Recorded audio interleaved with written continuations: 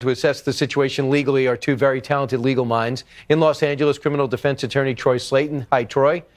And here in New York, trial attorney Wendy Patrick. Let's start with you, Wendy. First off, I'm looking at roughly, and this is changing like a ticker, like the stock market, 20 women say they were harassed, 3 allege rape, 4 women said he exposed himself to them, 7 women allege he assaulted, 17 say he made unwanted sexual advances.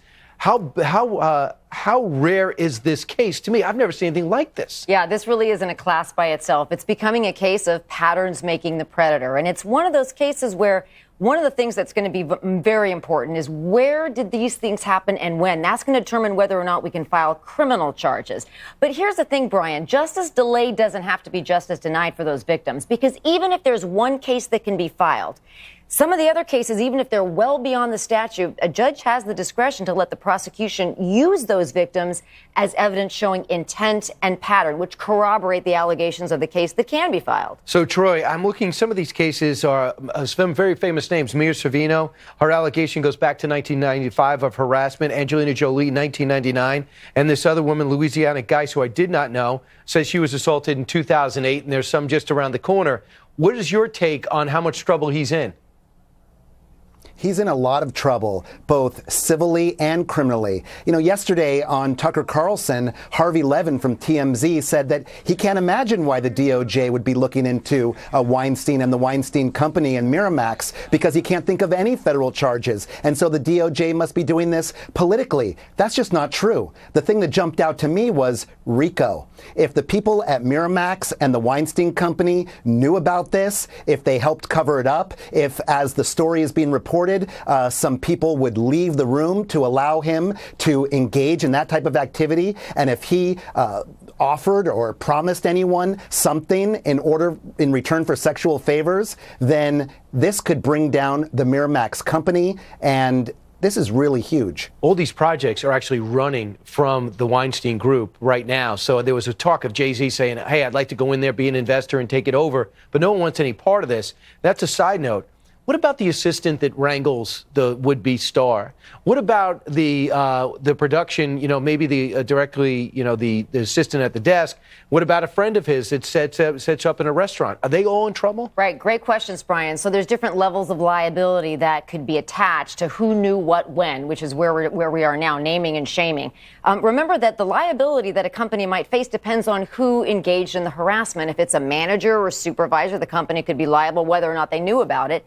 If it's employee, the rules might be different. And then, of course, there are some tort actions where you might look at a new or should have known standard. So there's a lot of moving parts, but suffice it to say, the question of who knew about this back in the day, because remember, they're saying this was the worst kept secret in Hollywood, we're just at the beginning of that inquiry. You know what I'm wondering too, Troy, as you go through this timeline and see who told what. For example, I'm looking back, and Gwyneth Paltrow, I guess, is in her 20s, has yet not emerged as a superstar that would star in multiple movies. And she's going out with Brad Pitt.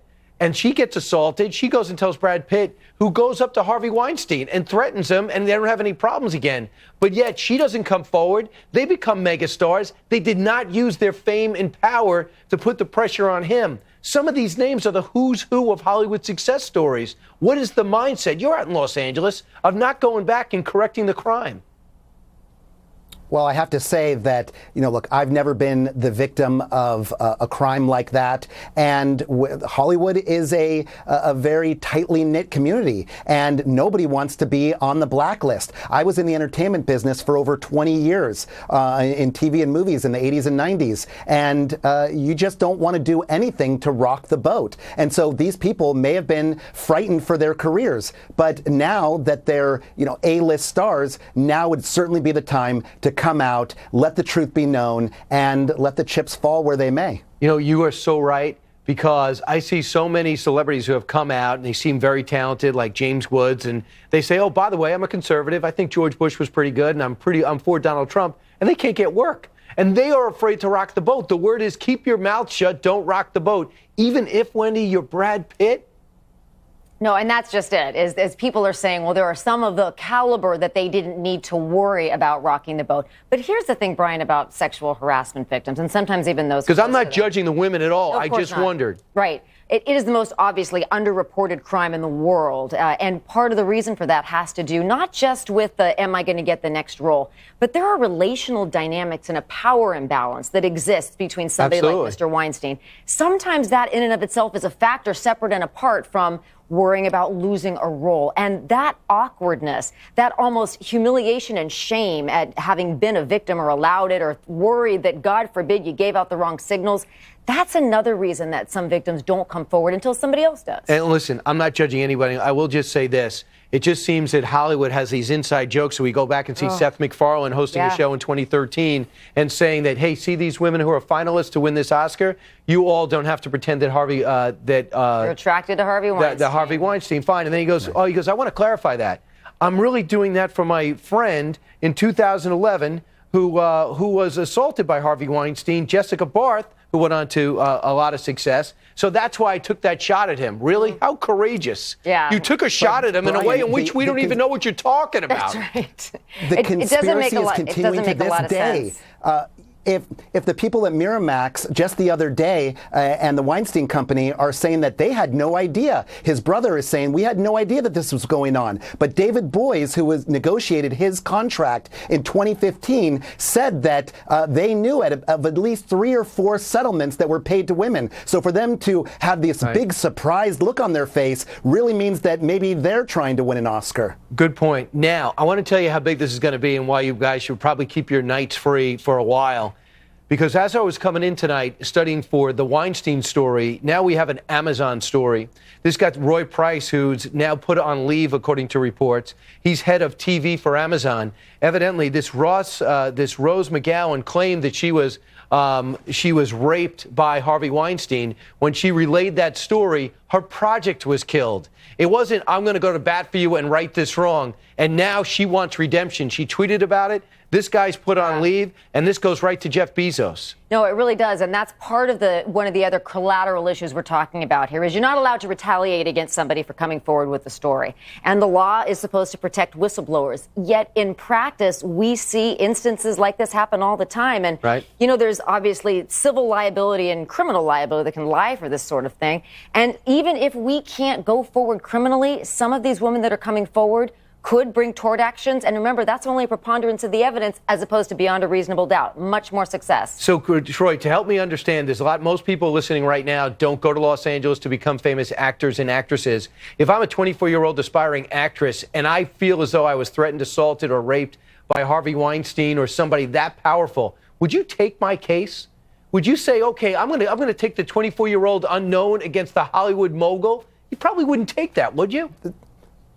Not unless we have the 20, 30, maybe even more people that are coming out now that add corroboration, that add credence to her story. And to tack on to what my esteemed colleague Wendy Patrick was saying, once the FBI comes knocking and starts asking questions, people are going to be lining up to cooperate because it's a federal crime to just lie to the FBI. So people are going to be cooperating, and we're going to see, I believe, a federal prosecution. Are you curious why the New York Times waited on this story 13 years and the New Yorker was second to the New York Times when they all had this? And NBC waited 5 days and this was their reporter. They said the story wasn't developed and we all know there's holes in this. Yeah. Where's that going? I actually was very curious about that, Brian, because we've known about these allegations swirling around for years. And so I did a little bit of digging and found that a part of the problem was they didn't have the kind of fact checking available because most people wouldn't come forward and talk about it.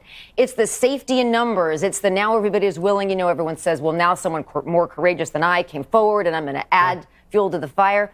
But it's the great question because it really has just been since last week that so many of these voices have finally been heard. But, Troy, 8 people, I guess this Ronan Farrow had eight people coming forward, I guess some of them on tape, saying that this happened, this took place. They handed the story to NBC and they said, no, thank you.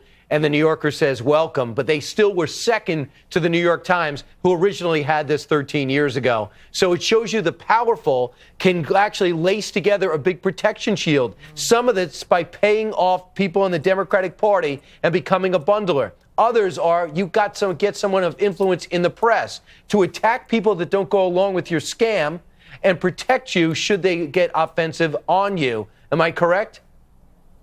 It smacks of politics, doesn't it, Brian? And, you know, we would hope that reporters would want to get a story out like this, no matter who the person is. But it looks like the press, which is notoriously left-leaning, was really reticent about bringing this case forward. I think that all the politicians that he raised money for took their time in coming out to condemn Harvey Weinstein, including Hillary Clinton. $43,000. She should be writing a check back and giving it to this charity.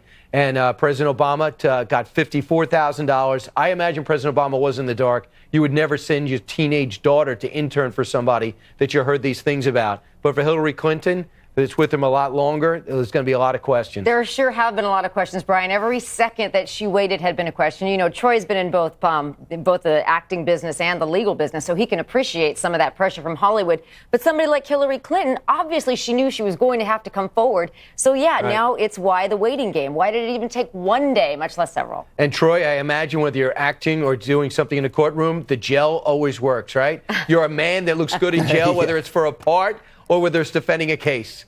Good job.